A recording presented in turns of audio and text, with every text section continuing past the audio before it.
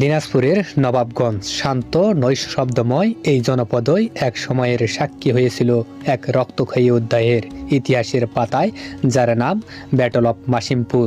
সময়ের গর্ভে প্রায় হারিয়ে যাওয়া এই যুদ্ধ আজও বুক ভরা গৌরব নিয়ে দাঁড়িয়ে আছে বামুনগড় ও জয়পুর অঞ্চলের মাটিতে।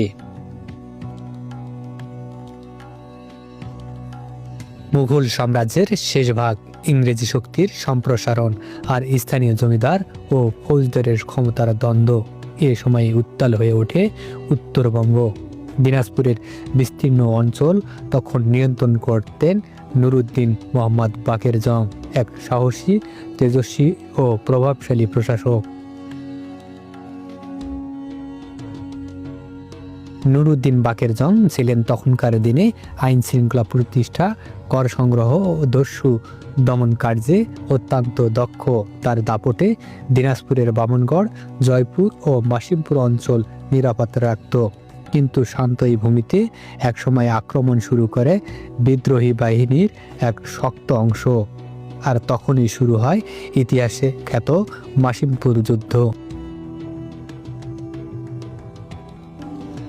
রাজস্ব সংগ্রহ, জমির দখল এবং প্রশাসনিক আধিপত্য, এই তিন কারণেই সংঘাত জেঁকে বসে। বিদ্রোহী দল সংগঠিত হয় মাসিমপুর অঞ্চলে। তাদের শক্তি বাড়তে থাকায় বাকের জং বাধ্য হন সেনাবাহিনী নিয়ে অগ্রসর হতে।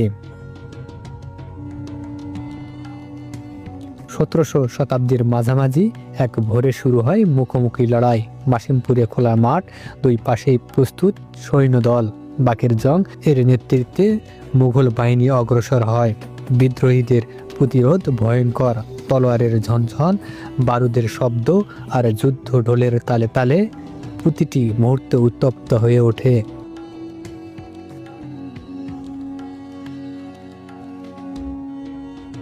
দীর্ঘ লড়াই শেষে বাকের জং জয়লাভ করেন। বিদ্রোহীদের শক্ত ঘাঁটি ভেঙে যায়। এই বিজয়ের মধ্য দিয়ে নবাবগঞ্জ, বামুনগড়, জয়পুর আবার ফিরে পায় স্থিতি এবং প্রশাসনিক নিয়ন্ত্রণ।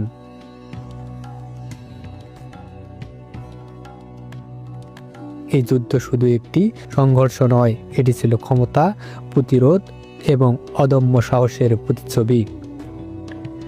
আজ হয়তো সেই যুদ্ধের দুর্গ, প্রাচীর বা অস্ত্র পড়ে নেই, কিন্তু স্থানীয়দের মুখে এখনো গল্প চলে।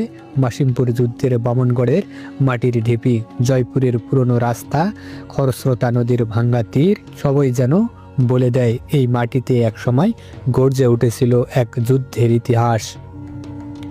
ব্যাটল অফ মাসিমপুর আমাদের স্মরণ করিয়ে দেয় ইতিহাস।